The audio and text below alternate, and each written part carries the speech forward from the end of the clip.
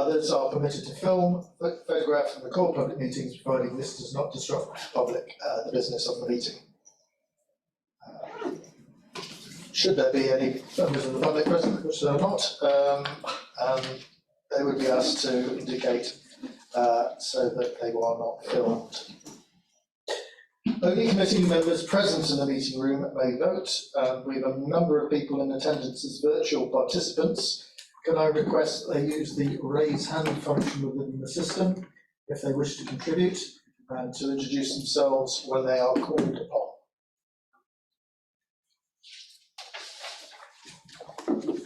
So I'll move to the first item on the agenda. Apologies for absence. To receive apologies for absence. Chair, you have councillors Gilman and Summers attending remotely, therefore they'll be able to participate in the meeting at your discretion, but not affecting the agenda items. Thank you. Can I just check, Councillor Gilman and Summers, that our technology is working? Councillor Gilman, can you hear and see me? Yes, thank you, Nigel. I can hear and see you. And Councillor Summers, can you hear and see me? As I can too, Chair. Thank you. Thank you. Thank you both. Name substitutes, I believe they're none identified. Do any members wish to declare any interest in any agenda item? No. So moving on to agenda item 4, the minutes. The minutes of the meeting held on the 30th of January 2023 are included in the agenda, pages 11 to 16 for approval. No matters of accuracy have been notified to the monitoring officer. Are you content that I sign the minutes as an accurate record? Yes. The committee's action log is attached to the minutes. A briefing pack was circulated to committee members on Friday with updates to actions 94, 102, 110, 160 and 179. Printed copies of the updated action log have been provided in the meeting room. Do any members wish to comment on the action log at this time? So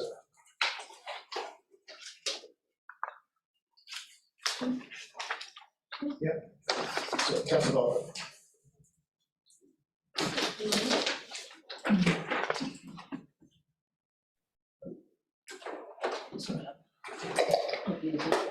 No, it's okay, thanks. Well, we've probably only got people by listeners.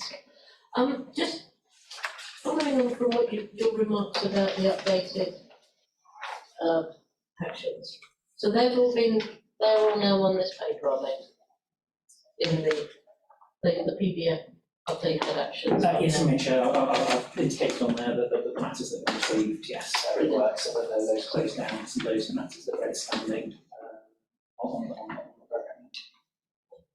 Thank you. Councillor Gilman. Thank you, Chair. I wanted to comment on something on the previous item on 19. I'm not sure whether it's a point of order or simply the fact that I was unable to attend on that occasion.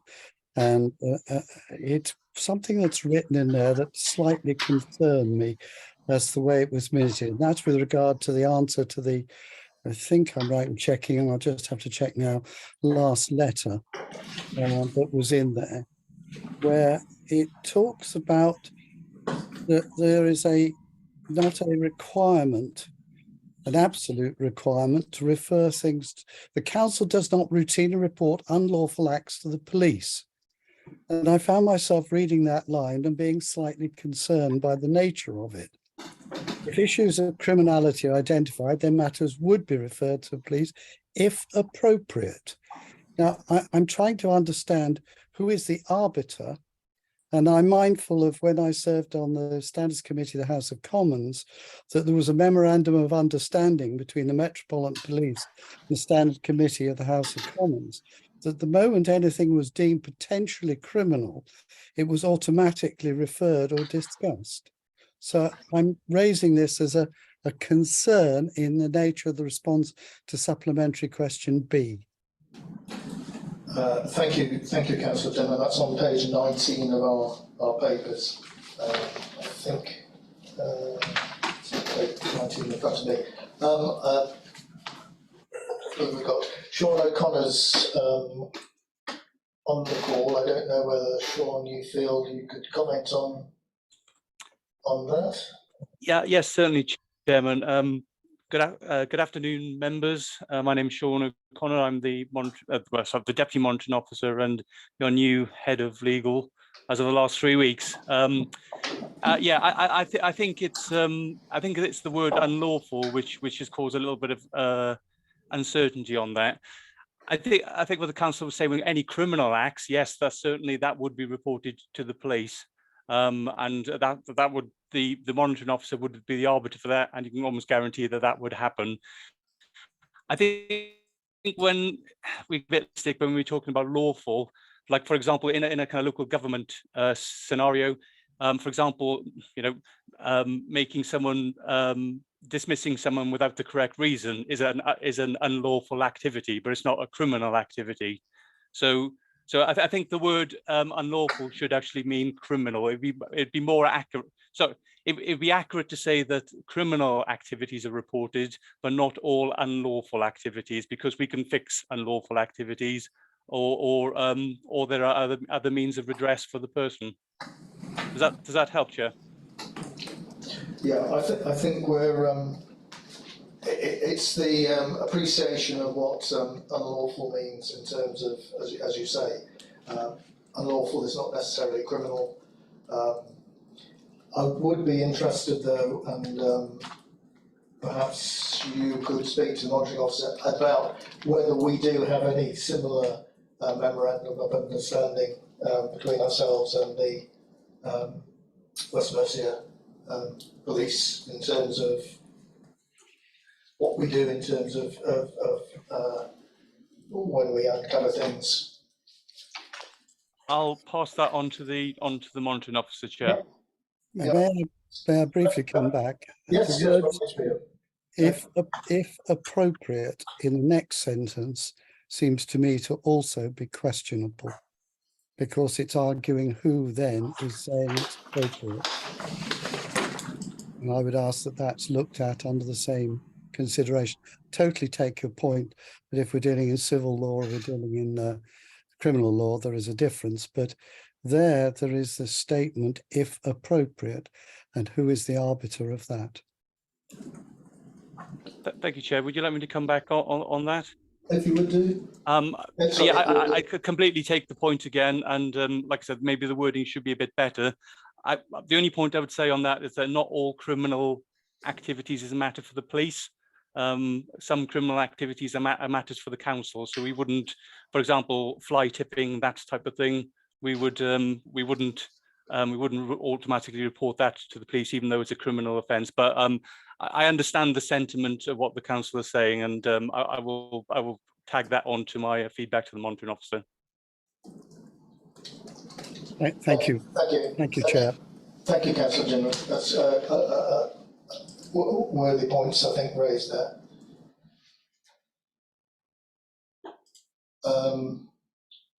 Do I have any other questions on our action sheets?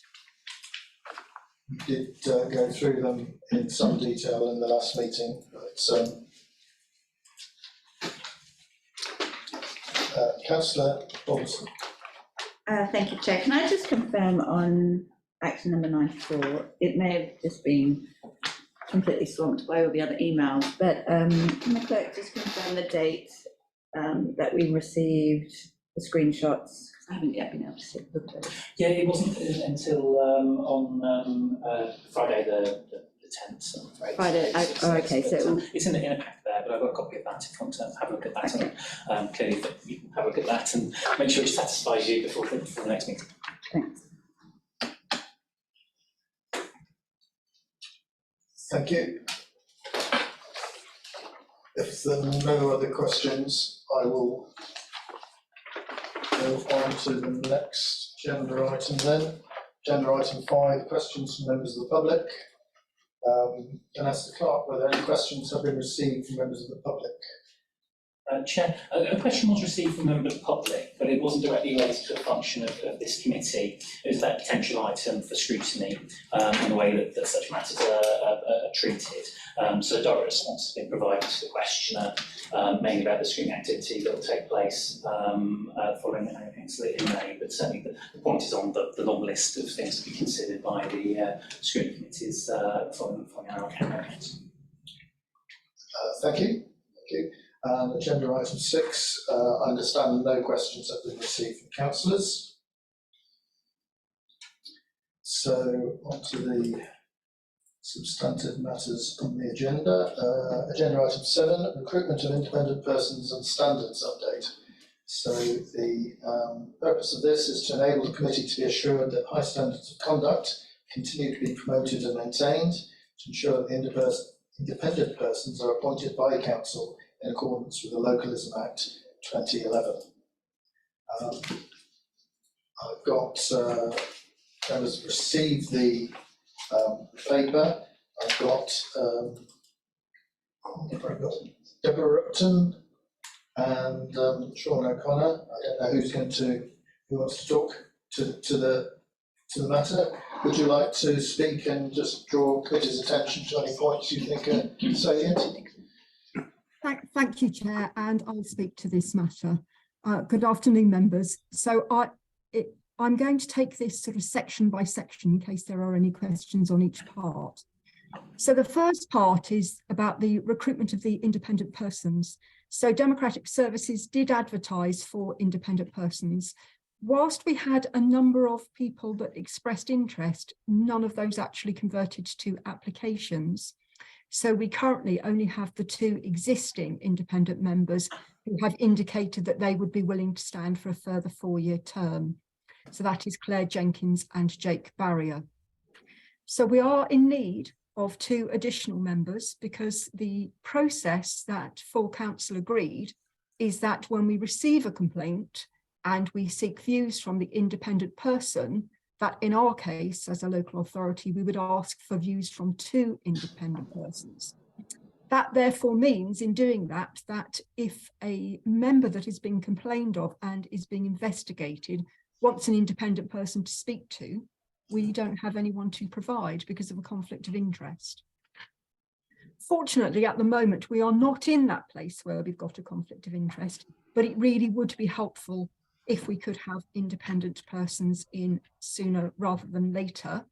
What that would actually mean is that the normal process is that we would bring them here for you, and you would then make the recommendation to full council, but we are suggesting that we carry on recruiting to try and get names that we can take to full council in consultation with the chair of this committee, if members are happy with that.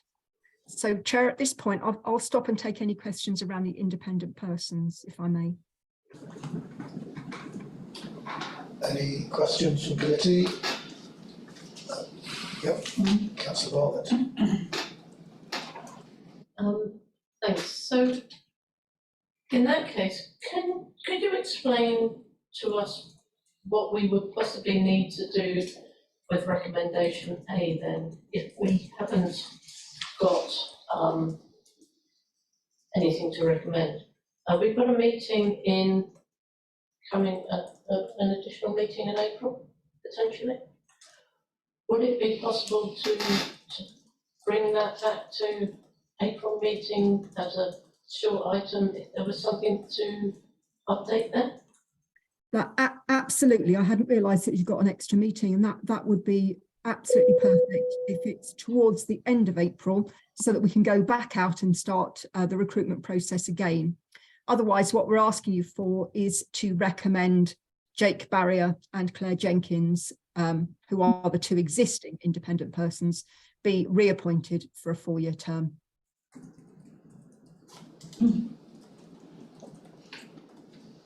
Fine, thank you for that. Sorry, Councillor Jinman.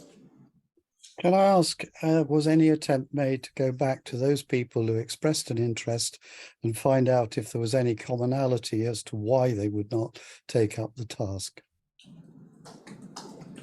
I'm afraid I don't know the answer to that because the recruitment was done through Democratic Services, but I would suspect we probably didn't go back to them and ask them why they didn't want to. We can certainly do that.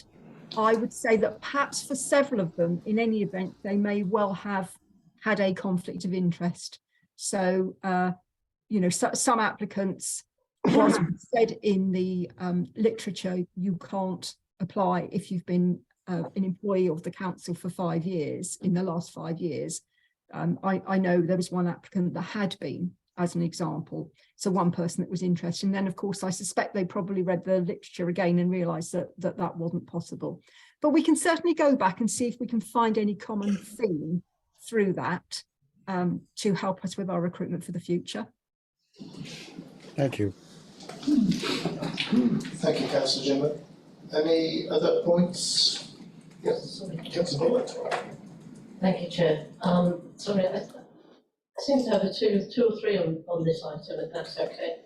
On page 27, on bullet point 10 to the website, would it be possible to have a link to that website in there so that we can see what we're talking about, please?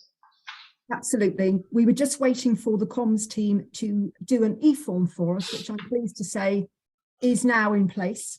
So we can make it easier for members of the public to understand how to raise a concern about a councillor, or whether what they're really doing is wanting to raise a concern about a service. So we felt it was important to separate the two things out so that we don't get things mixed up and members of the public conflate a councillor being responsible for the service that they don't like. Brilliant. Just a couple more, if that's okay. On page 30, on section 4, the preliminary tests under the legal jurisdiction criteria, the first bullet point reads, it is against one or more named members of or co-opted members of council or a town parish council outside the council's area. Could you explain, sorry, the hard understanding about me, what outside the council's area means? Apologies, that should read inside the council's area. All right, okay. Thank you. And then there was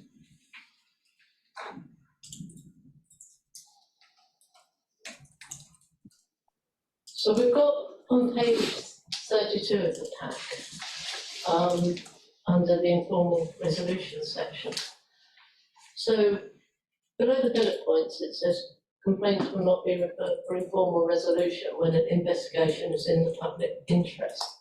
So will these informal complaints still be shown or counted in the annual report that we do that comes back to council? Yes. So, yeah. Yes, we would expect members to be able to see that we've done an informal resolution, but we wouldn't name the member because we're not saying that actually that there's necessarily been a breach, because that hasn't been investigated. But it's important, I think, that you can see whether there are any trends or patterns where we've had to use informal resolution. Okay, thank you. And my final question on that section about the informal resolutions, which seems quite new to me and quite a good section. It goes on to say that the informal resolution may include training, apology, mediation, etc. And it does not necessarily mean that a subject member has been found to have breached the code of conduct, as the matter has not been investigated. So it seems a little bit, I'm struggling to find that. So to follow that, it says, doesn't necessarily mean that subject member has been found to have breached the code of conduct, as the matter has not been investigated. So presumably it hasn't been investigated officially. It's just been investigated informally. Yes, perhaps if I give you an example, I can give an example of a recent town council where a member of the public thought one of the councillors had failed to declare an interest, And we found it suitable for informal resolution because actually what was needed was for the town council to make it clear to members of the public that the meetings were working parties, not committees, and therefore councillors were acting in accordance with the rules. So informal resolution is really not about looking at whether there was a right or a wrong. It's about finding a way through to make sure that where there might be a pattern of something where perhaps all of the members have done the same thing. So, you know, that would be a matter that would be addressed by training, and where an investigation would not necessarily be in the interest of the public purse, because you're still going to get the same outcome. Right, thank you, that makes sense, thank you very much. Thank you, Councillor Bartlett. Just to clarify, on page 32, we talk about public investigation in the public interest. I'm presuming it's the monitoring officer in conjunction with the two independent persons who decide whether it's in the public interest or not. Obviously, somebody's got to make that decision. Yes. And those are the people. So what happens is that the person dealing with complaints, at the moment I'm investigator, I would make a recommendation to the two independent persons, take their views, and the monitoring officer therefore would consider their views and the recommendations of the investigating officer, and she would then reach a conclusion as to, having regard to their views, as to whether it's in the public interest. Yeah, so ultimately it's the monitoring officer that makes that decision. That's correct. But it's clear on that. He or she is the arbiter of public interest in this quasi sort of judicial situation. Thank you. Any other questions on this bit? Councillor Boberson. Yeah, thank you, Chair. Just wanted to confirm Councillor Bartlett's point on the website. I went to our page that currently talks about complaints, etc., and down the bottom there was a dedicated section about conduct of councillors. So is that the part that you're talking about, being a dedicated? Okay. That's correct. So that we make sure we direct the public to either you want to complain about the council and your services, or it's actually about a councillor, not I want to complain about a service, and that then gets mixed up with councillors as well. So it's not a dedicated page, it's just, but there is a separate page, separate page. Well, it's all contained on the one page. Okay, I just wanted that point. And page 35, just talking about the sanctions. I just wanted to, so I think from us, if there has been a breach of the code of conduct, really our only course of action is to recommend that something happen. We can't enforce something to happen. So I just wanted to just double check that the wording on point E, so we're instructing the monitoring officer or recommending, and do we have the power to instruct? That was the only thing I just wanted to check. I think you do have the power to instruct, because this procedure actually now follows your model code of conduct that the council agreed last year, and the procedure at that time didn't get updated. So this is a standard procedure. So I think you can instruct the monitoring officer to arrange training, because for a Herefordshire councillor, she can organise the training. Now, if the member doesn't turn up, then obviously that's a separate matter. But she would actually have to recommend to the parish council itself. And it's for the parish council to decide whether or not they would agree that training. Okay, great. And so then, and I think in your annual report, you said you were going to bring something to us in the June work programme. So I just wanted to make sure that there was a note that it was in our work programme for June. Thank you. Thank you. I notice under recommendation C, comment that subject to verbal update, a further resolution may be required to identify the committee's preference in relation to the functions of the two remaining independent persons. Could you just explain that? That's just a note from me. Sorry, Chair, I think that's just a note from me about something you might want to explore, but if we're bringing back an item to the committee at the end of April, hopefully that will be superfluous. Right, so I'm presuming we might have been minded to explore having one independent person advising the complainant and one independent advising the person being complained about. But if we're bringing this back to the end of April, we can deal with that then. Yes, yeah. Yes, Chair, that's correct. Okay, so recommendations I have in front of me that we recommend to full council at its AGM to appoint the independent persons identified that we've identified and we've named in the meeting for the 4-year term. That resolution recommendation may be modified if we have more approved applicants by the end of April when we hold our next meeting. Members note the revised procedure to be used when dealing complaints set out in Appendix 2, and members note the new website pages. Are we all content? Yep. Yep. Thank you. Thank you for that. Thank you, Deborah, for that. So we'll move on then to agenda item 8, the whistleblowing policy. This report seeks to provide members with a revised whistleblowing policy for approval. Deborah, are you intending to talk to us on this one as well? I'm afraid I am, Chair, yes. Don't be afraid, that's good, that's good. Just to remind committee that the recommendation here is that members will agree the revised whistleblowing policy and associated guidance set out in Appendix A. So, Deborah, by all means, point out some salient points to us. Thank you, Chair.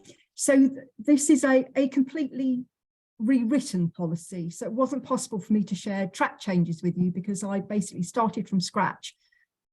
Not that there's anything wrong with your existing policy necessarily, but it wasn't particularly clear. So most whistleblowing policies basically do follow pretty much the same format as did yours, but we've just set it out to make it clearer with some additional guidance for managers. So in short, the main differences between this policy and the existing policy is clarity over what we're going to do with the concern, how much support we are going to provide to the person that is looking at the whistleblowing, and also around schools staff. So the previous policy said that school staff couldn't access the policy, and in fact, school staff, if they're unable to complain through their school, provided it's a maintained school, then they actually can use the council's whistleblowing policy, and that's recommended by the Department for Education. So I've also picked up that change. I've also set out more clearly that the monitoring officer has a legal duty in respect of being independent and providing the council with legal advice, just to make it clearer for members of staff that the monitoring officer is almost independent of the council in that particular role.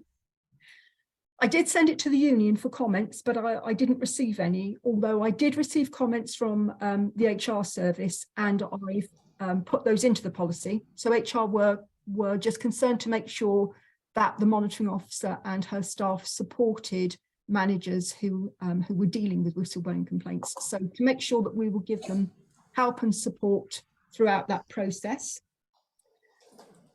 Now, at the moment, the council has been using Buckinghamshire Council, and from what I can see, the purpose of Buckinghamshire is that if someone doesn't want to ring the council to complain or raise a concern, they can ring Buckinghamshire.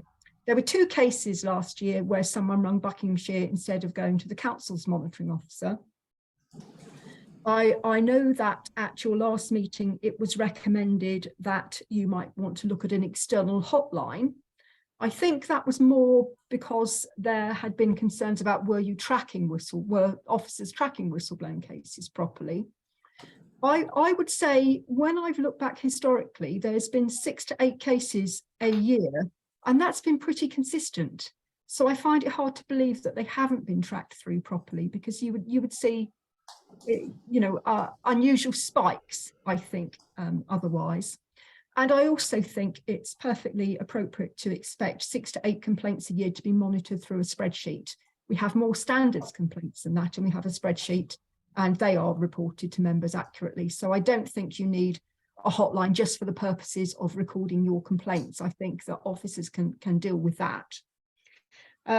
There is a list in the whistleblowing policy of other places where people that want to raise a concern can go.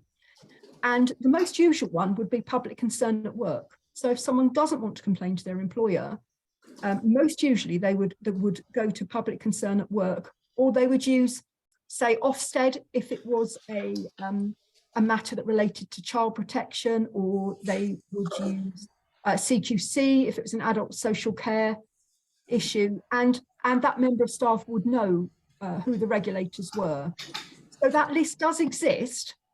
And so for that reason, we think that having Buckinghamshire in addition is superfluous, because at a cost of £750, all they actually do is act as a post box for us. And there are a number of other places that are perhaps more appropriate and can act in that role for members of staff that are concerned. So the key thing is making sure that members of staff have somewhere they can go if they don't want to raise a concern internally, and that is dealt with. And I've had a bit of a trawl through as well of other local authorities. I'm sure Sean's worked at a number of local authorities, as have I, as has the monitoring officer, and I have not seen any other local authority provide an external route through another local authority. The external routes recommended are usually public concern at work, or all those other places. And as I've said, whistleblowing policies are fairly standard.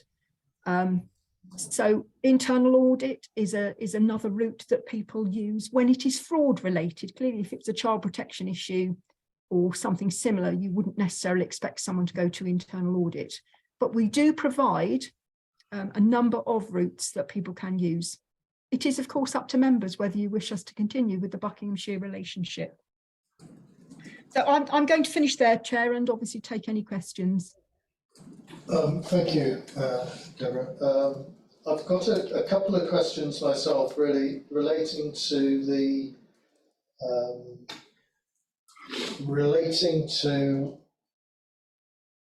any comments which were related to the unions.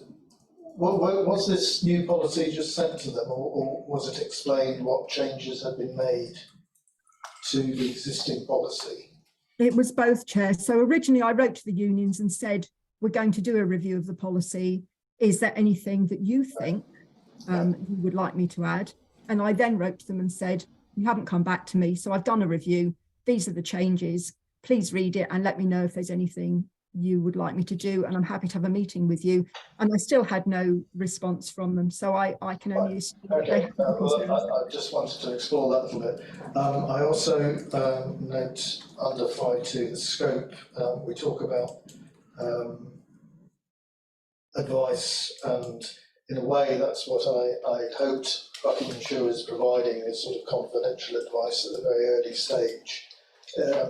But we've got this protectadvice.org.uk, and I had a look at their website, and that does seem to be quite comprehensive in that area. So my initial concern and it depends what committee you want to make as a recommendation, but my initial concern about releasing Buckinghamshire from the equation is much allayed by other things that you've put in there. Councillor Summers. Thank you, Chair. I'm a little concerned that there are no changes with all the emphasis on child protection in recent months, with family complaining and also some incident with staff, that we should be tighter than staying the same. I'm not sure if I'm making sense in the moment, so you have to bear with me. This COVID scrambles your brain. I'm just a little concerned that we should be emphasizing more and doing a little bit more for this rather than staying the same or backing off a little. I'm not sure what everybody else thinks, but that's my feeling. Thank you. Deborah, did you want to come back on that, or? I mean, I suppose the policy was already allowing people to complain and encouraging them to complain. And when I looked at your numbers against equivalent sized local authorities, you actually had slightly more. So I didn't feel concerns that people didn't feel comfortable or confident about raising, and particularly around children. We're very clear that there are other routes for people to raise their concerns if they don't feel comfortable, but you can see that members of staff have raised whistleblowing concerns about the children's area. I can see, I can see where you're coming from, Deborah, but we're basically in a bit of a hole, as far as I can tell, with children's, and it's taken a whole lot to climb out of it. And I don't think we should be relaxing, and that's what it seems to me. We should be getting a little bit stronger. Whether we like it or not, there's still, and whether what's coming from the families and what's coming from the staff, it's out there, whether we like it or not, whether it's true or false. There are accusations, and there's a thing out there in the public land that we haven't done our job properly, and we've somehow prevented the information going through to different areas. So I'm not, it's basically probably very simply answered, but the questions are still there. So I am concerned about it. And if we're going to make changes, then we need to show that we are making changes. We don't want to be seeing that we're sticking with what we've got. Anyway, Ed, I just probably rambling here, and I'll leave you to carry on there. Thanks. Chair, if I could just come back on that, because I think your point is very valid, Councillor Summers, but I don't think that's about the policy. I think that's about making sure that all members of staff know where they can go if they have a concern. So whatever's written in the policy, actually your first stage is making sure that you publish the policy, that we make sure everyone is aware that there is somewhere they can go to raise their concern.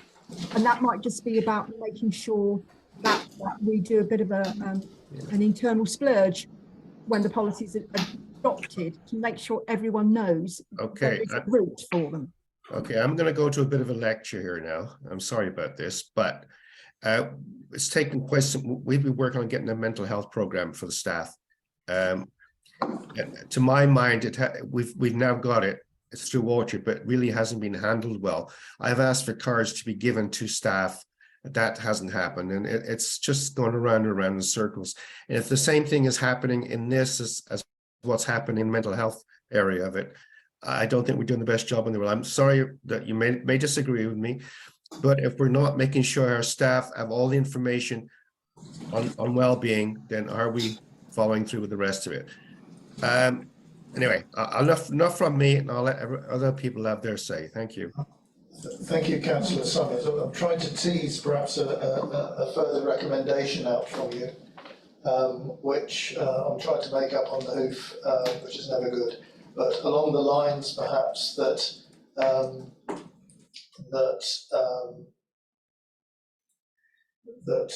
members are informed of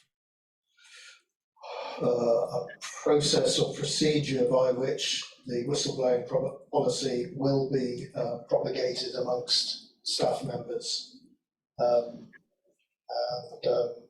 That might at least mean that we have an action on our action tracker, and at some time in hopefully not too distant future, an officer will have to come back and report on what has been done in terms of delivering. Thank you, Chair. Appreciate it. Advertising this policy. Thank you. And anybody else? Councillor Bolton. Yeah, thanks, Chair.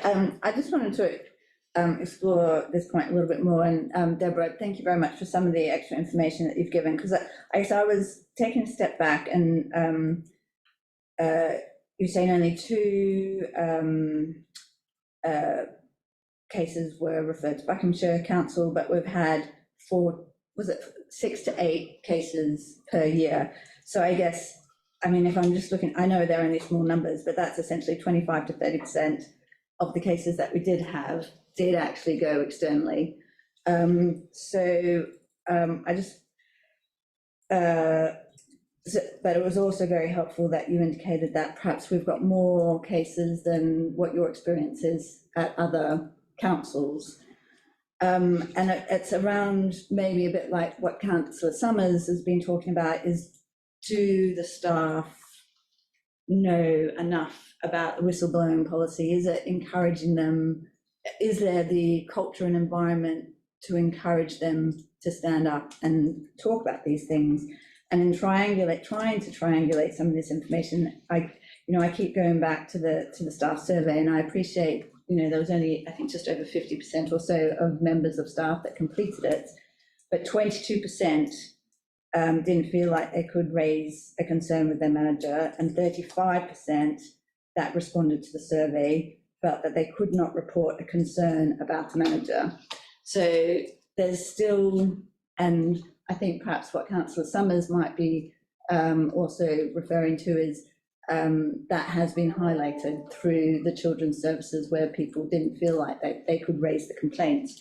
So I guess some of my initial questions, Deborah, were things, well, is 5 or 6 not very many? Should we be, if our policy was working and was fully understood by staff, should we expect more? But then also, if 25 to 30% of our complaints are being raised, people feel more comfortable raising it with an external person. That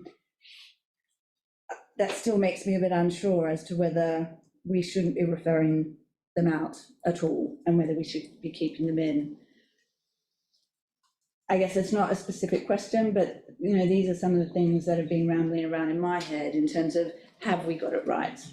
And at the moment, I probably need a bit more convincing that it should stay in-house and we not have an external provider. Thanks, Councillor Bolton. I think perhaps if we were to understand a little bit more about what Buckinghamshire Council was providing, I don't know if that's possible to just open that box a little bit so that we understand what it is. The £700 to handle 2 complaints, I'm sure to some people will seem a lot of money, but actually in terms of corporate invoicing, it's not very much. I'm just wondering what they're doing for £350 a complaint that is valued.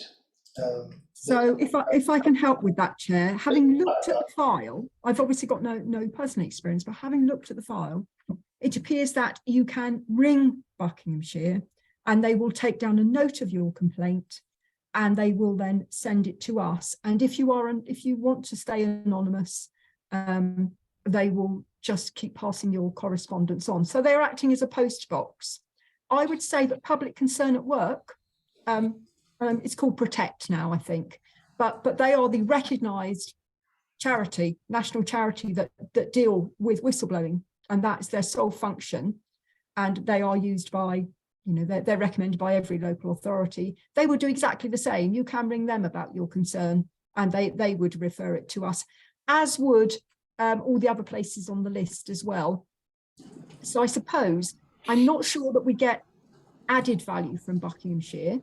You might say you want to use them for another year, perhaps, and then look at, do a review after a year about whether you feel that, I could put them onto the list so you could see whether they were actually used in preference to other places. But they are a local authority that acts as a post box, really. Just on that point, Deborah, I know in the previous whistleblowing policy we had a whole section on support, which listed places that they could go for support, like Unison and this Protect charity. I think it was also the Orchard, and we had a list of council contacts, but that doesn't appear to be in this version.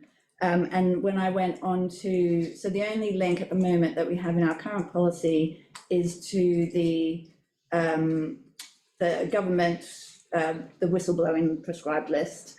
And I just had a quick look, the Protect charity isn't on that list either. So is there somewhere that I'm not aware of that we, where we're referring staff? Because Yes, so under step 3, you should be able to click on that, and that should be the prescribed list of bodies. So Protect should be on there, and also, well, that's all the prescribed. recognised regulators would be on that list. So I've just gone to that website and I've just done a quick search for Protect charity, and they're not on that list. Right, okay, but you could click on Protect, and the details for Protect are above as well. Oh, well. So I could make that clearer. So where it says Protect details above, there, So what page? so Protect is actually in section 5.2. Yeah, 41. It says you may contact the independent whistleblowing charity Protect, and then that gives further details there on page 41. And then obviously, if people don't want to use that, then in on page 44, there's a further longer list, and that's all the regulators like CQC and Ofsted and anyone else that people might want to contact. And we do say, you know, the policy does say, we'd rather you contacted someone else than not raise your concern at all, because of course we do want people to raise concerns, even if they don't feel they can raise their concern with us. It's an email address. Thank you. Councillor Bartlett. Thank you. Thank you, Deborah. I think that last bit of that discussion kind of hits the nail. That yeah, so Protect are there. That's what they do for a living, so to speak. So it does seem to make sense to signpost people to the experts. So in terms of the report itself, it does seem to me that the report we've got does say in that section 14 that we'd still be able to commission external report, but on an ad hoc basis if we wanted to. So it's not saying that we're not going to ever do that again. So for me, that kind of answers the question, were we making a decision about using external support or not? Here we're saying we're leaving our options open if we ever wanted to follow that route of Buckinghamshire, but we're not necessarily promoting Buckinghamshire itself anymore, but we're actually promoting the links that the government and everybody else are promoting, like Protect, which, and with the additional recommendation, making sure that all of our staff are well aware of all of the options that are available to them. Have I got that in the round now and understand it?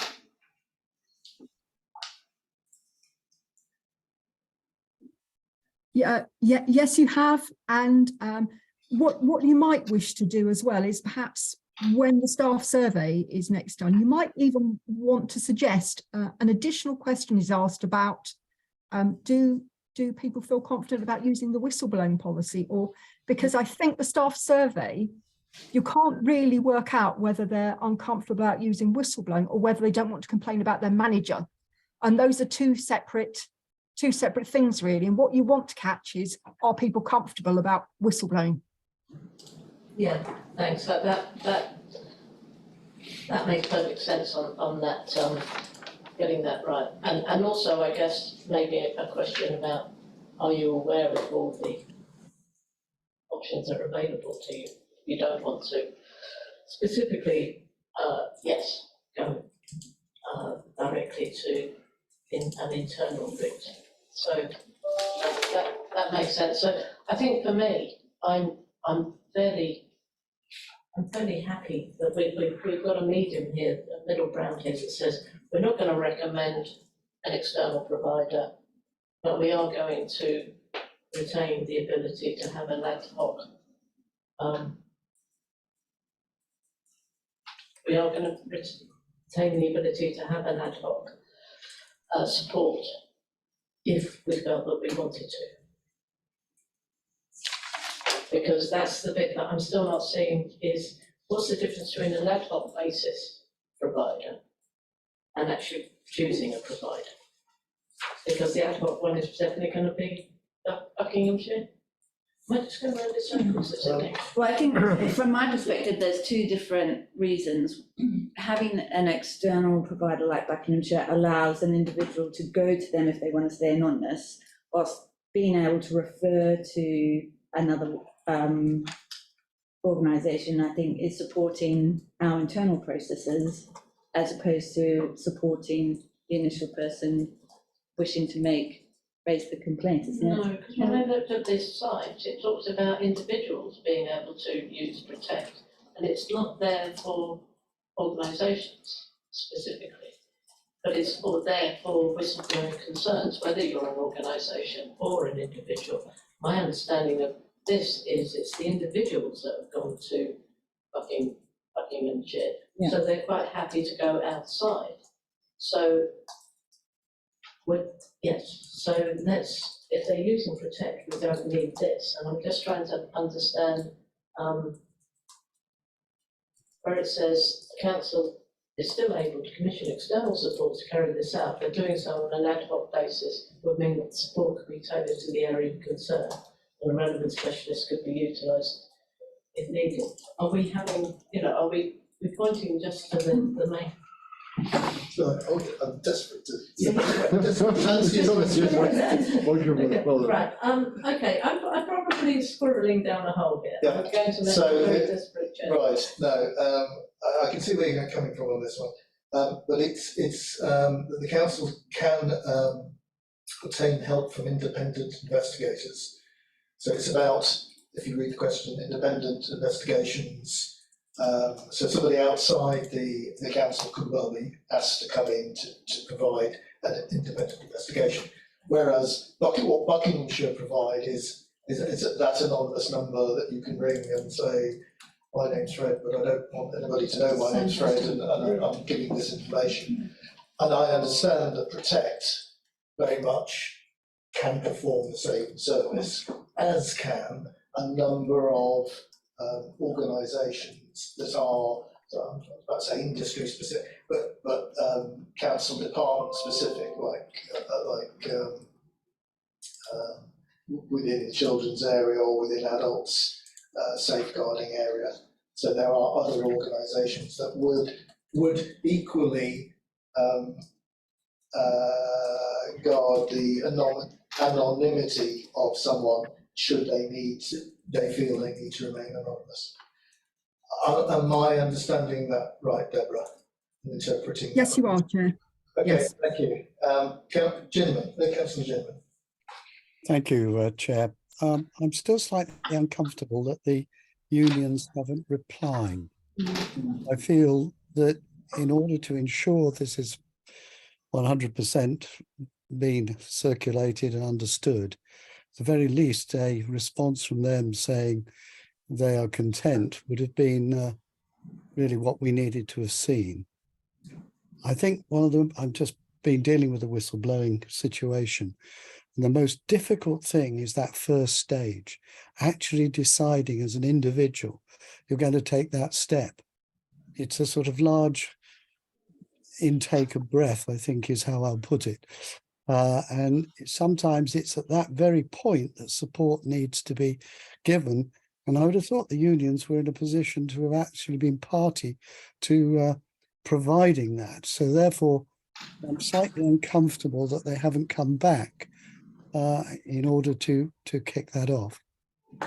I have got a second point, which I'm going to raise now, because unfortunately I have to go in a few minutes, that I want to just pick up on the consent form, or rather the application form, which has a section on consent. And I'm not really happy that it seems to say that the manager has read or made the person aware. There's an asterisk, and I'm going to page, it's not paginated. 49. 47, 48, it'd be 49, wouldn't it? 49.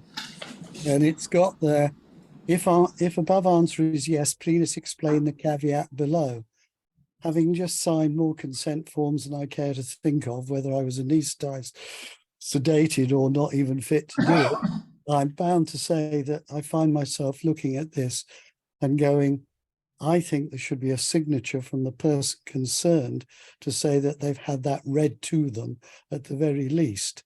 Otherwise, I think there will always be contention whether it was or wasn't. Thank you. Thank you, Councillor Ginman. Councillor Summers, I'll come to you in just a second. I think your point in regard to the union is well, unions are well made. I too had concerns that we hadn't had anything back from them. I'm just trying to think what we can do in that regard. We do have another meeting at the end of April. We could, I think we've got two recommendations now to add to our list. Or I could recommend that we defer this item until the April meeting, to give a further month for the unions to make a response, because I think I'm getting the feeling the committee would like to hear something from them. Ideally, that they've gone through this document and are totally content with it.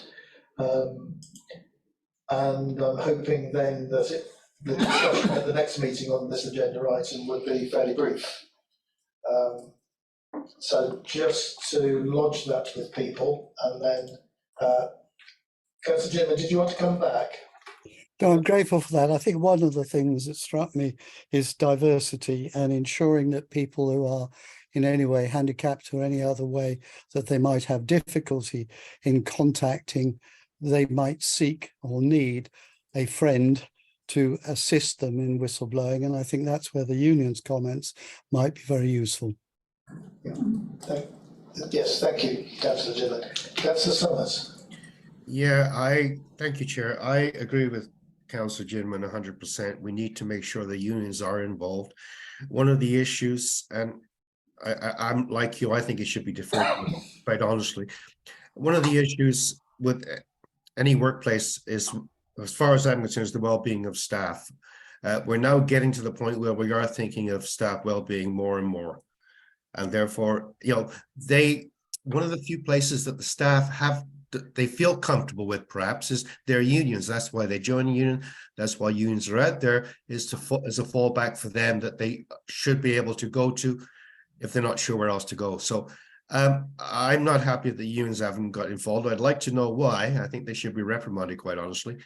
But I think we need to relook at this again and make sure the unions are involved with the staff that they're taking dues from, because the staff are paying the union anyway. They should be very much involved. Now, that's enough from my vent. Thanks. Thank you. Yeah. Yes, totally agree. My only concern is if we're going to push this back a month, that what happens in a month we haven't heard from the unions again. I really, really do hope that given an extra month that they will at least give us some indication that they're happy or otherwise with this.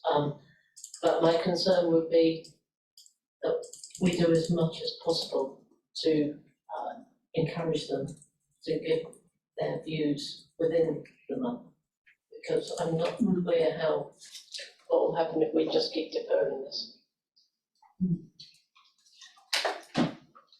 Thank you, Councillor Bartlett. It wouldn't be my intention that it be kept being deferred.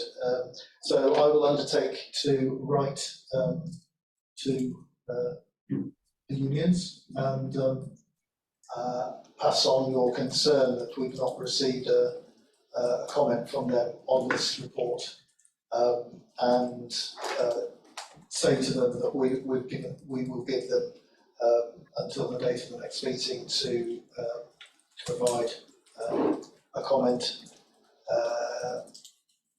to either approve or raise any concerns they want to raise with the new whistleblowing policy. And I think that's about as much as we can reasonably be expected to do. Councillor Bollison. Yeah, a couple of things. Can I just ask how many of the staff are represented by the union? Well, took my question. I was going to ask the question. Because, does anyone know the answer? Or can anyone tell us the answer to that? Because if a very small proportion of our staff are represented by unions, then... Yeah, I suspect from memory, it's a high proportion of staff in certain sectors of the organisation. But Andrew, I don't know whether you know better. Jan, I was going to say, you're correct, we do have quite a large number of colleagues in that organisation are very well represented. And we have a strong relationship with the union, so maybe it's worth asking the head of HR to formally raise it with them from the officer side to match with your note from the chair of the meeting. It's not good, is it, what they haven't responded, so we need to remind them of their obligations, they've represented their members. This is an important process and it'll be good to have their views. Yeah. And I think in the policy, I think on page 43 of the policy, we note in there that we have noted that they are committed to this policy. I think that's the wording that we've used in the actual policy itself. So I think if we don't get a response from them, my suggestion would be that we remove that line out of the policy if we have to approve it without any comments from them. One other question on that, Chair. Okay. How many unions are we talking about? Do we have within the organisation? Because are we talking of so many in each, so many? Where would be the tipping point? So how many unions have we got? Do we know? It's 3 or 4, I'd have to check this. So if we've got, for example, 1,000 in one and 20 in the other, and 20 come back and 1,000 don't, does that help us? You know, that's what I'm trying to establish, really. Councillor Moulton was going to ask my question, which was, how many people are we talking about here, really? But we need to get a picture, down picture. We need to deal with this. If it's helpful, Chair, there are 3 unions that HR asked me to write to, and I did that on the 11th of January and sent them a copy of the policy on the 9th of February. So they have had quite a long time to get back to me with responses. Do you know, Deborah, how many people that entails? No, I haven't had that information from HR, Okay. but I can ask for it. Okay. Okay, Councillor Davis. Okay, Chair, I think we need to say a specific date that we want to reply back. So my suggestion would be give them 2 weeks to start with. If they haven't replied, then get back to them again. Keep on saying the end of the month. In April, it goes on and on. Well, if we haven't agreed the date of our next meeting, but I understand that the clerk is looking at the 28th, which would mean in order to publish, we would need any reply back at least a week before then. So we're looking at quite a short period of time, but it's not a voluminous policy, so hopefully they can turn it around in that time. So I hesitate to defer items. I don't like to defer items, and the committees. I think, in my view, with the union one is if we're writing to 3, we get a response from 1, and that's a majority of people, then we should pursue and go with that anyway. If the other people, if the other unions don't come back, I think we have to. We have to make a decision based on what information is provided. Councillor Bollison. Thank you. One last point from me. Just coming back to the recommendations for this point, I would support Councillor Jim Men's suggestion that there's a signature against the caveat on page 49. I would also like in step 3, I know we do reference the protect charity at the beginning in the scope section, but if we are, I would probably like to see it referred to in step 3 along with all the other avenues if possible. And then in Appendix A, the whistleblowing checklist. If you click on the link, it goes to Leicestershire County Council whistleblowing policy. So I imagine that needs to be updated to reflect wherever we're going to keep our whistleblowing checklist. So I just wanted to raise that. Thank you. That was my question. That was my question. Okay. You're asking everybody's question. Sorry, I'll be quiet. So, Move on from me. I think we have to vote to defer the item, but before we do that, can I just ask the clerk if we can just run through those recommendations so that we're all aware what's. I mean, essentially, I think what you're planning to do is defer the item, but in the next report, you want clarifications regarding those points that Councillor Bolton's raised in terms of the potential additional question around the staff survey about staff members' confidence in using whistleblowing policy, and also the process by which the policy will be propagated among staff members. Yeah, those two. We've also asked for modifications to be made. The signature against the caveats on page 49. There was something else. Page 44, step 3, the additional reference to the Protect charity. And then the changing of I think it's on page 49 as well, the checklist link. Charity and the link to the checklist.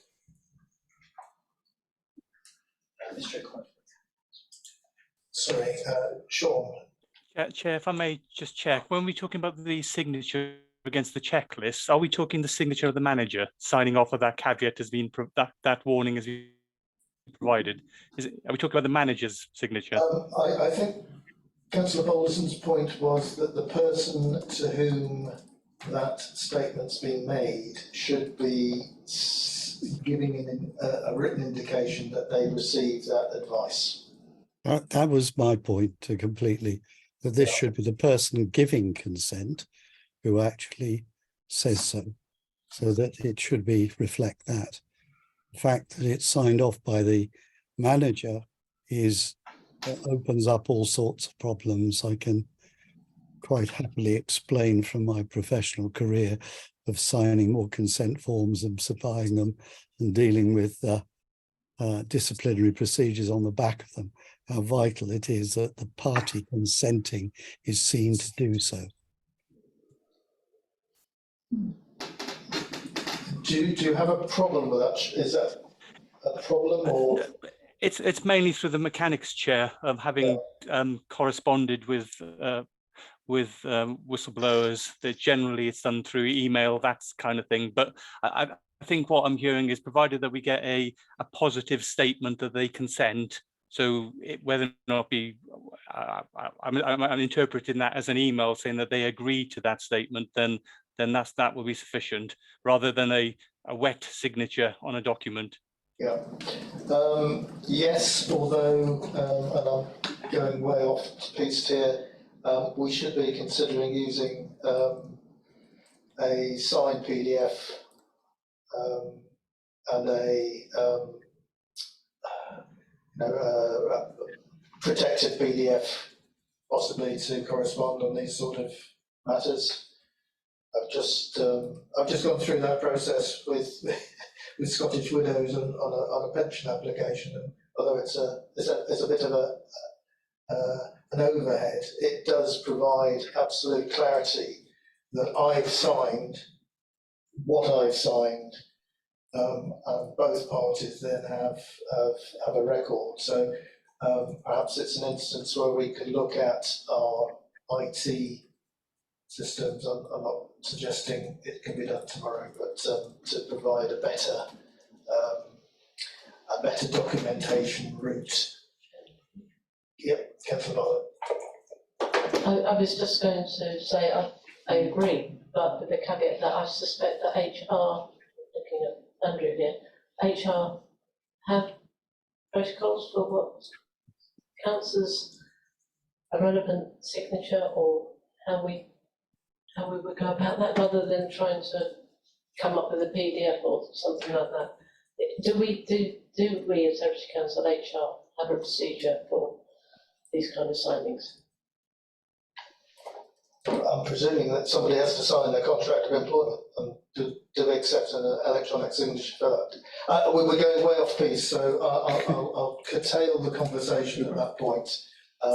If we can pick it up possibly at the next meeting, then we'll do so. Chair, could I just be clear whether you're asking for 2 signatures on the checklist now? Because at page 4, at the end of the checklist, I do have a box there for the employee to sign. So are you, just for the sake of clarity, are you wanting a signature after after the sort of the top bit where I've said about the caveat? So are you asking for 2 signatures or just the one at the end?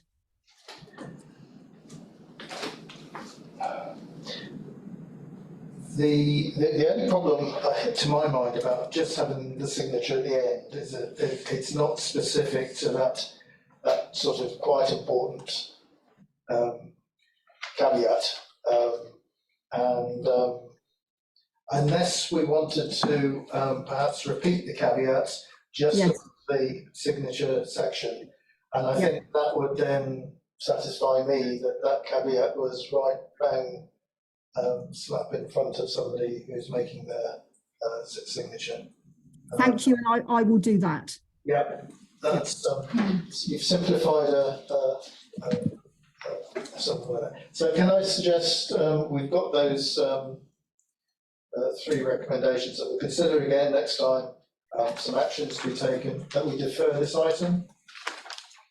Yeah, thank you. Thank you, everybody. Right. So item 9, review of approach to strategic risk management. We've asked for this paper to set out the principles and approach the council is taking for managing strategic risks, really, corporate strategic risks. Joanna Sumner, our Director of Strategy, will comment to us on this. There's 3 recommendations on the papers. The next steps being taken towards a more strategic approach and a more visible corporate grip on risk are considered in the light of the committee's previous discussions. To review the approach to risk management in the context of the organisation embarking on a major transformation programme, Thrive, and to consider the assurances provided, commenting on its content as necessary. Thank you, Joanna. I don't know if you want to just outline salient points from the report for the benefit of committee. Yeah, thank you, Chair. I have, so what I've done here is set out the approach we have currently, which is, I think you'll be familiar with the approach to scoring and reporting. Some of what works well currently, which is there's a lot of kind of in the bottom-up process, people with a grip on the reporting and management of risk at that service level. And then something about what needs to improve, and then which is fundamentally about improving the kind of top-down element. Some of the issues that the committee has raised previously. So if I just kind of briefly highlight some of those things that we can fix in the short term. The how long something's stayed on the risk register and being more rigorous about reviewing that, and I think one of the previous committee recommendations was about kind of basically having a date on it and making sure that we're updating as kind of mitigations are put in place. More consistency in the use of the scoring matrix, because there's a disparity in different directorates that suggests that we need to be have a session where we look at how people are scoring differently. Just there's some, as just touched on, really, the difference between corporate. We've got corporate services, but then we don't talk about strategic risks. We talk about wanting to manage risks more strategically. We could definitely do more to aggregate similar risks within or across directorates, including those related to kind of workforce recruitment and retention. I think that this might have been more in place previously, but the kind of corporate leadership, ownership and challenge and ownership of risks, I think we don't give enough time to that. And I've had the discussion with CLT, and there is a commitment now to do this more rigorously on a regular basis and provide enough time in between reports first being produced and then get them going through the system for challenge and discussion. Principles that I've set out here are around being more consistent and directing attention to it, as I've just said. We've got a transformation program. It's at relatively early stages, but it's looking at the operating model, and it'll be including where the strategic kind of corporate support is best applied, so that I haven't got the kind of answer to a kind of organisational response to this, but there will be some changes, I think, in terms of how corporate and strategic support is configured. Through this programme, we've talked about applying a kind of simplify, standardise, share mantra to lots of corporate services. I think I might have talked to the committee before about an approach of corporate by default, so less kind of devolving of responsibilities to directorates and a more kind of corporate level grip on things, and that mantra about simplifying, to making sure that that people understand what they need to do by when, standardising it, as particularly saying in application of the scoring matrix across different directorates and services, and then sharing that at the corporate strategic level. So the corporate performance team has, as you will know, made some good progress in implementing the corporate performance improvement plan. The head of corporate performance is responsible for risk management. You will have had her here talking about that. And what we are asking through this, through the discussion at CLT, is for them to support the improvements to a more proactive approach in terms of supporting DLTs and CLT. And I know that previously you've asked here for some kind of deep dives into particular risks on the corporate risk register. CLT have asked, we're talking about doing the same, doing a workshop to review those. I think that one of the changes to the approach for the management team will include looking more at the external strategic risks linked maybe to kind of national trends, drawing from the National Risk Register and the local resilience forum and things that come out of that. And the Chief Executive asked that we commission some new training for senior officers and members and for managers for the new municipal year, which reflects a different proactive approach. As I say, through the transformation programme, we will need a kind of a organisational risk strategy in relation to an approach to transformation, because we're trying to change the culture of the organisation in terms of how we approach change, which is a very broad way of saying that we're about to go into something where a slightly revised approach to risk will pay dividends. I hope that makes sense in terms of a quick run through of the paper that you've got in front of you. There's obviously lots of things still in train that we'd need to kind of report back on once we've done sort of the kind of workshop work over the next few months. Thanks. Thank you. Yeah, that's quite constructive, I think. Councillor Ginman. Thank you, Chair. As I said, unfortunately, I have to go in a moment, so if I may very briefly.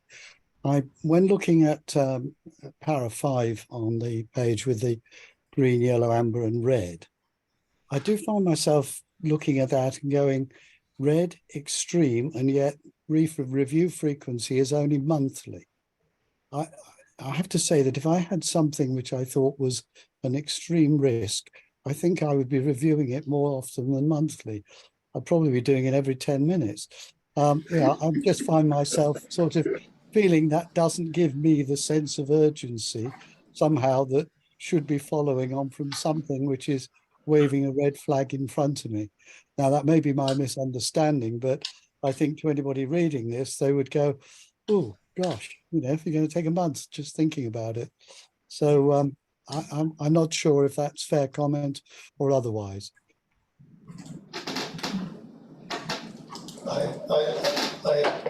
I appreciate your sentiments, Councillor Jim, and I suspect much of that has to do with when we talk about review. It's a formal review frequency rather than what might be keeping a director awake every night as he thinks about a red extreme risk that he's trying to tackle. I suspect even amongst, and we have had quite a exposure to this risk register over the years, and we can appreciate there are more extreme risks in the red extreme section, which sort of take priority over others, either in terms of their potential downside or in terms of their speed at which they've arrived into the corporate sort of horizon. But I think I'd be guided by really what management can sensibly achieve in terms of the review of those risks. Certainly, normally a formal review monthly, unless circumstances were otherwise. I remember in the height of the virus situation that we were getting sort of that Silver Command were meeting on a daily basis, and we were getting updates 2 or 3 times a week. So I suspect in reality, if a risk really is extreme and present and changing, that the organisation responds accordingly. Joanne, I don't know if did you want to come back on Councillor Jennings' comment? I don't think I haven't got anything to add from what you just said, Chair, actually, but I think that maybe it should be made clear, perhaps in the documents, that there is a regular review, but that doesn't mean that nothing happens in the meantime. I'd be grateful if that could be expressed. That precisely was my concern. I appreciate the background to it, but I just felt it didn't send out the message perhaps that we would want people to read or understand. Yeah. I do apologise, but I have to leave you now. Right. Thank you very much. Thank you for your contribution, Councillor Jennings. Councillor Bolton. Thank you, Chair. I have to apologise initially. I've missed the briefing on Thrive, and I haven't yet been able to listen to the recording. So some of my comments may be a bit naive from that perspective. And one of my questions, Chair, will be what are we meant to be doing with recommendation B? Because there's not much in here about Thrive. So I'm just a bit confused as to exactly what we will be approving when we sign off on recommendation B. But I think if I take a step back, I think this summarises some of the issues that the committee have raised, and I think we've been raising it for quite a long period of time now, John. I think it's been far more than 12 months. But what I'm missing is, and this might be what was in the Thrive briefing, how these are really being driven forwards and what change is happening as a result. I was led to believe that the leadership team were working on a new strategic risk register that would take in quite a few of the points that we've raised, and from an audit committee perspective, we would then see how that would fit into the broader risk management process and hierarchy, and what involvement, if any, our committee would have in that. But I see this paper as documenting a lot of the concerns, but but I'm not seeing, you know, how that's being driven forwards and the action as a result of that. So I guess at a high level, I'm a little bit disappointed. I was hoping to get a little bit more out of this paper than what's there.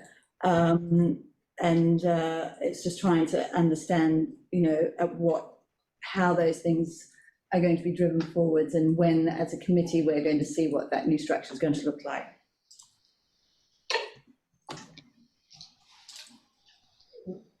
Would you like to come back on? Yeah, I think that's fair comment. I understand it's being worked on. You know, these concerns have been raised. There have been various attempts to put together the strategic risk register, and I think we haven't got to it properly as CLT soon enough. If I can perhaps come back with some commitments to kind of dates on when you will have the full version of I think there is a draft version of a strategic risk register that applies some of these comments in the paper that address what the committee's raised earlier, but it hasn't been through the process that we needed to go through as a management team yet to have brought it here. But I can certainly go back and talk to the chief executive about when this, you know, a definitive date for the Audit Governance Committee having that version of it. In terms of the Thrive programme, so the briefing kind of touched on some of this for members, and there's definitely more kind of work still being formed that's not kind of to a point where we're able to share it with this committee, but it's kind of imminent. So apologies that we haven't got that yet, but we will have it very soon. So I don't know how to sign off on recommendation B. And short of just noting what's in the report, because most of what's in the report, I think we're already aware of. So sorry, Chair. No, I can see your concerns, and I think we do need to perhaps approach the recommendations in a slightly different way, because I don't think we're in a position to review the approach to risk management in the context of the organisation voting on a major transformation programme, Thrive. I did sit through the presentation of Thrive. I did make some comments during the presentation or after the presentation, really to try and understand better the meat, as it were, on the bones that was presented in relation to the three areas of the organisation which were initially going to be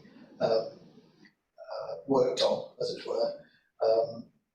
And I think it is perhaps a little bit preemptive for us for me to ask the committee to make that recommendation be. I think what we can do is let steps being taken towards a more strategic approach. I think as a committee we can do that. More visible corporate grip on risk and considered in the light of the committee's previous discussions. I think that's very, very true. We can consider the assurances provided and we'll comment on its content in that we would still like to see not only a draft but a finalised approach to strategic risk management and a formal risk management matrix that reflects that, and that we would recommend that that the interim director strategy comes back to committee perhaps in 6 months with a report on where we are with that approach. I'm looking around the committee. Well, that's you're quite right. We can't do anything about that one until it comes back to us. So. Yeah. It's touched on in the principles, isn't it? It's touched on in the principles on page 5, but there isn't really a great deal fleshed out there to say that it satisfies. Councillor Summers. Thank you, Chair. I've already made my, well known as Joanne knows, at the last meeting. I just feel that, you know, the CEO raised this, well, it must be a year ago. I think we really need to be moving a lot faster. And I think 6 months is too far ahead, quite frankly. I think we need something brought to us in 3 months. I think there has to be change happening. We have to see that it's not just action, that it is action and not just talked about. So I'm a little concerned with it, as Joanne knows, and I'd like to see further action, something happening within the 3 months rather than 6 months. I think we're moving too slow on this. You know, the council's been through a lot of change. We've gone through so many officers. We don't know I just found out that Sean is the head of legal. There's not enough communications going on here, and councillors need to know, we're not being told. Anyway, but I've already vented on this one before, as people know, but we really need to get something going here because it's getting to the point where it's ridiculous. Thank you.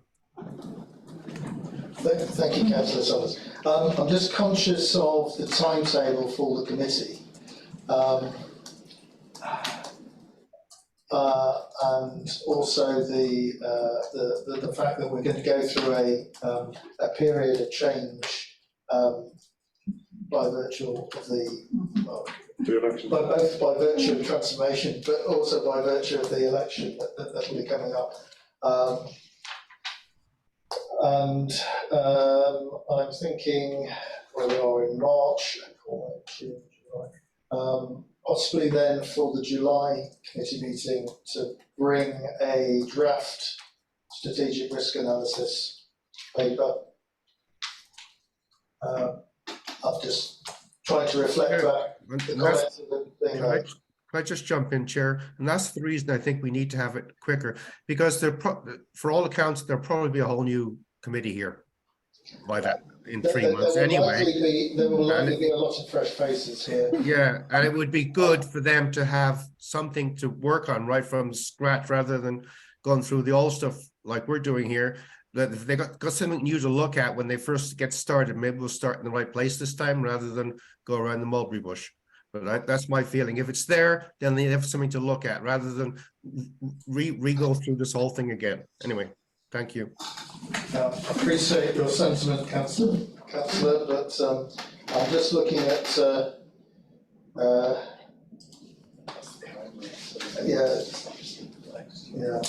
but I mean, I'm looking at what is likely to be in the agenda for June, July coming up. Can we? So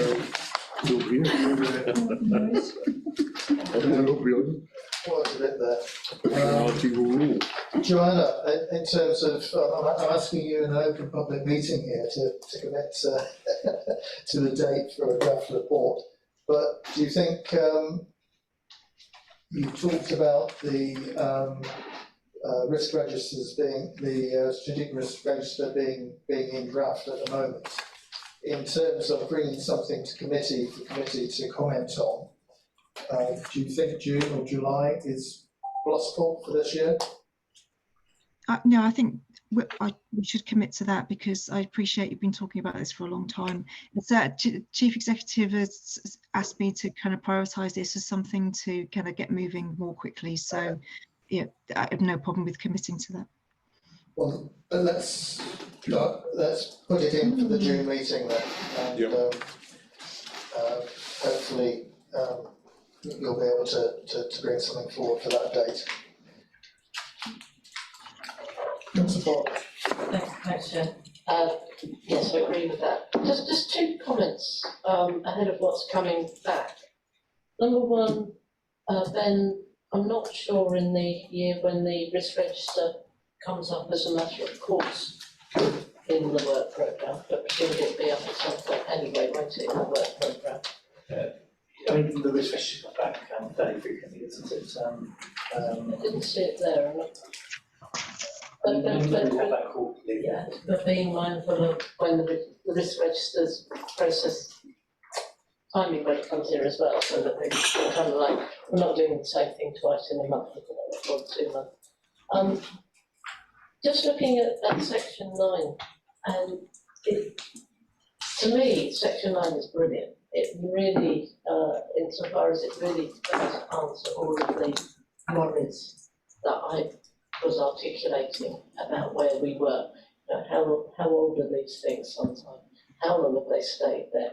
Why is there so many in one place but hardly any in the other? Particularly, yes, so economy environment 43 and children's 10, where you would have expected it to be more equal. What I don't want to lose in the process of this transformation is almost, I suppose, a change of the risk register from where it is now, as it's been understood or misunderstood, not quite understood for the last however many years, to, so if the changes happen, you know, this isn't a risk anymore because this is still here because. But more worryingly is the phrase, which may mean that some risks are missed if there's a lack of consistency in approach. So I guess it's for me, it's understanding in that process where you will be seeking to understand that all risks are going to be identified within the new way of working, in case there are some that are being missed. And then just at the start on the top of page 5 would be the new areas of work that include the work with health partners and health and wellbeing board. And certainly there has been some seismic changes through the ICB, etc. And where and how those would fit into the kind of way that we've always presented our risks. So, yeah, I guess it's track changes. Can we please have a narrative of how we move away from the old, what's been there for so long? Assurance that there's going to be some kind of deep dive to make sure that no risks have been missed, and an explanation of how our new working with partners, health partners, or work through the Health and Wellbeing Board would then fit into that. I mean, presumably that would just fit under adults and wellbeing, but do you see what I mean? That there's some, if there's going to be some radical transformation, can we, particularly as it's going to be some people that will be returning and some people that will be new, so we don't know what the makeup of the next meeting will be. I've been timed out. Somebody's finally got me. But you see what I mean? So that we've got that narrative there, so that when it comes back in June, we understand what it is that's changed, improved. Thank you.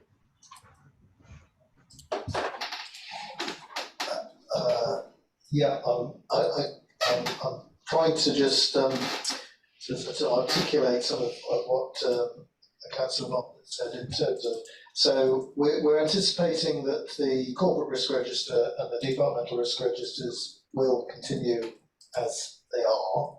That's what I'm interpreting. But that we will have a strategic risk register that might well include risks which are more are certainly cross-cutting, cross-organisation, but they will also be across other organisations as well. So they'll reflect the council's perception of its strategic risk in the wider world that it's working in partnership with other organisations. And I think those things will be needed to be explained to the new committee. Certainly if they're a committee which haven't had exposure to risk, how do we deal with risk? So I suspect there will be a requirement for some training of that area. Okay, any more comments? If not, I'm not sure where we are with recommendations. We're noting the report, we're noting the steps being taken towards more strategic approach and more visible corporate grip on risk, and that those are being considered in the light of the committee's previous discussions. Unless I'm open to committee suggesting we've got the 3 recommendations in front of us. I'm concerned about recommendation B, that really we're not quite happy with that. So does committee have any? Well, I'm quite happy to recommend that we just strike B off and we just vote on A and C. Can I have a vote on that? Mm-hmm. Right, thank you. So we're just voting on A and C. We've made some comments on the content, which have been recorded. And so if we can just take a vote on A and C, are we content? Yeah. Thank you.